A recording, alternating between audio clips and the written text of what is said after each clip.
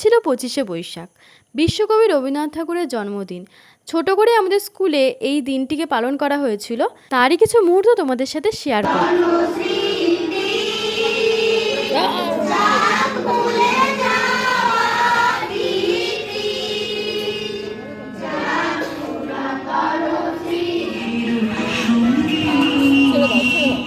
ঠাকুর পরিবারের জন্ম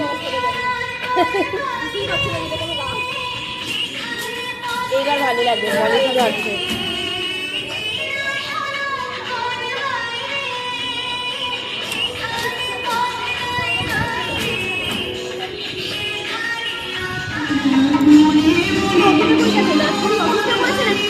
যা তুই যা যা।